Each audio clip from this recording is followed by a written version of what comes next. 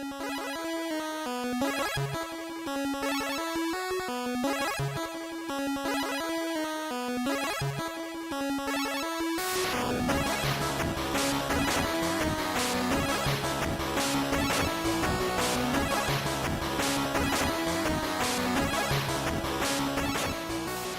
people, Mongoose again, and it's time for another Why I Love, and as you probably guessed by the title, this time it's Why I Love Metal Gear Solid on PlayStation 1.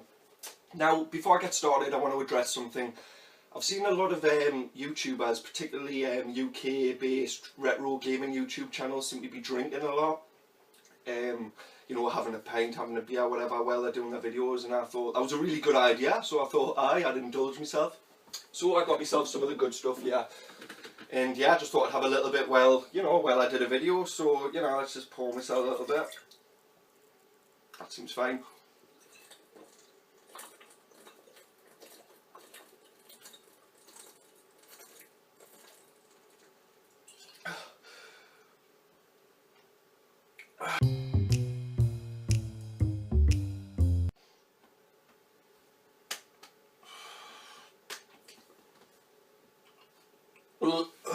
I love you, Metal Gear Solid on PlayStation.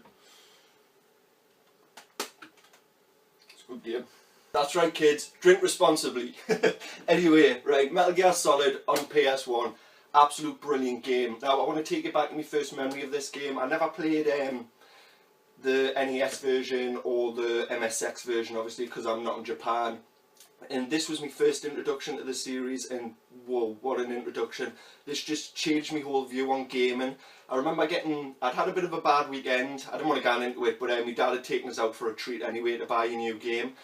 And I bought the original Driver, and I couldn't get past, you know, the training part on the original Driver where you've got to go around the underground car park. I couldn't get past that for love nor money. I was 14 at the time. In 1998 I would have been 14. And I just couldn't get past that part. I got really frustrated. So my dad drove us all the way back to Woolworths so I could, you know, say, oh, I got this game as a birthday present. I already had it, can I exchange it for another one? And I just so happened to pick up Metal Gear Solid, and I'd heard a few of my friends talk about it, and by its title, Metal Gear Solid, for some stupid reason I decided that it was a racing game.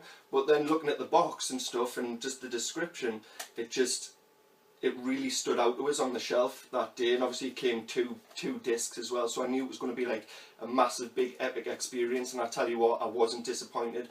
From the first second you pop this disc in, you're just, you know, just taken off into this just fantastic story that's just got so many twists and turns. And the game, not just this one, the whole Metal Gear Solid games as a series just tackle like loads of really like relevant issues, whether they be, you know, light-hearted or very, very deep. You know, they can get into some, you know, some quite patchy territory, you know, and like tackle some really, you know, touchy issues, which is, you know, as a 14-year-old I'd never really seen in gaming before. Do you know what I mean? It was very light-hearted as I'd grown up, you know, with side-scrolling platformers and such like. And then as he'd come onto the PlayStation, there was more action games, but it was very much, you know, just kind of shooting and blasting and blowing up, where this is very much stealth based. I mean, the title of the top says it best: tactical espionage action. And I always remember that tagline, because basically that just sums up this game. You know, you've got to be very tactical, espionage, you know, you're like a spy, you know, you've got to go around undetected really, and there is the action there, you know, just absolute epic boss battles and stuff, because, you know, you will spend a lot of your time hiding from the enemy, avoiding the enemy. I mean, I'm talking about gameplay now because it's just absolutely fantastic.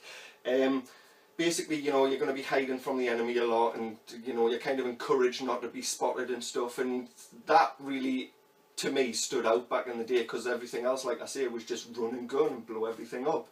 But this just, you know, just took a total different slant, and, you know, you do get action, and that's made up for, I'd say, by the boss battles. Now, out of all the Metal Gear Solid games, this has, like, the best boss battles. Vulcan Raven in the tank is an amazing one as well, when he's got the Stinger missile and he's hunting you through between all them, you know, in that frosty area between all them like container units and stuff. And then you've got that epic battle where you've got two battles with Sniper Wolf, but the one I remember the most is the last one where he actually managed to kill her. But just absolutely epic boss battles. Of course, you know, Psycho Mantis, but I'll get into him for a different reason that I want to talk about the games for, is that whole breaking the fourth wall thing that Metal Gear Solid does so well.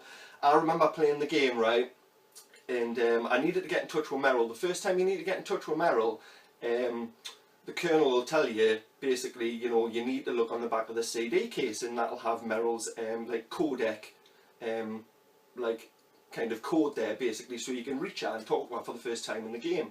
Obviously, once you've done that, it saves it and you don't have to do this every time.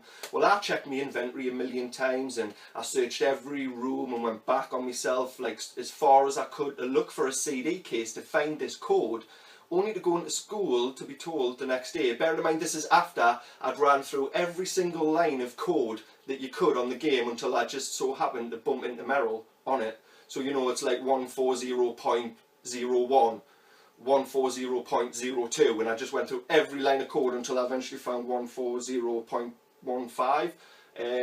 So I was kind of lucky in that way. It didn't take us that long, but when I went into school and my mate actually told us, basically, it's on the back of the game case. Man, that just blew my mind. I was like, oh god, that makes so much sense. And it just, like, I should have been, like, I wasn't annoyed, I was just like, my mind was blown. I was just like, oh, of course, the back of this, it says CD, not game. If they'd said game, I probably would have gotten it, but it just still made so much sense. And fourth wall break and the Psycho Mantis battle, like boss battle, just absolutely brilliant. Another one that baffled us, it said put the controller into port 2. Well, I was like in the prone position, like lying on my belly, wandering around the edges of the room looking for like electrical ports or something, like sockets on the wall, for about an hour before I actually realised all you had to do is take your controller out of the first control slot and plug it into player 2 control slot, and from then on Mantis couldn't actually read your mind and, you know, tell what attacks you were going to do, and obviously you could beat him. And on top of that as well, he would read your memory card and tell you what games you'd been playing. Loads of great things as well. When you had after you had the torture sequence and you were locked up, you had to put the controller on your arm, and, you know, it was made to vibrate, you know, to simulate you being healed and stuff like that. And yeah, I mean, those kind of things really stuck with us, and it kind of does it in other Metal Gear games, Metal Gear Solid games, but this one was, you know, the first one that I played, and for that reason it'll always just be up there. Another thing, the story. I mean, it's very deep, but it can be very light-hearted and funny, and there's loads of like off-the-wall crackers, you know, Japanese kind of moments, you know. I mean, Hideo Kojima is just an absolute freaking genius. You know, just with this whole series, I want to say, you know, fuck you, Konami, for what you did to Kojima, because it's yous that are losing out. Well, it's actually us that are losing out, because, you know, we'll probably never get a decent Metal Gear Solid game unless it involves zombies. What the fuck is the crack with that? Anyway, I'm getting off point. Yeah, so the story in Metal Gear Solid, just top notch. A lot of people whinge about the cutscenes being really long, but I love that. I'm a massive fan of movies, and I think it just adds like a depth to the game. And people will say, oh, well, if you know what you're doing and you skip the cutscenes, you can probably play this game through in about 45 minutes, an hour, whatever. But if you're doing that, then you're just, you know, you're cutting your nose off to spite your face. That's how I look at it. You want to be playing this game, watching the cutscenes, taking everything in. Because even if you play it through once, twice, Christ, I've played this game through, God, it must be over 20 times. And every time you play it, when you come back to it, you'll learn new things. And as the Metal Gear Solid universe has expanded over the years, you'll see different parts of the expanded universe from the future reflected in this game, you know. And it's just an absolute amazing game, and I love Metal Gear Solid. Definitely, as far as, you know, PlayStation games go, this is my favourite PlayStation game, and possibly one of my favourite games of all time.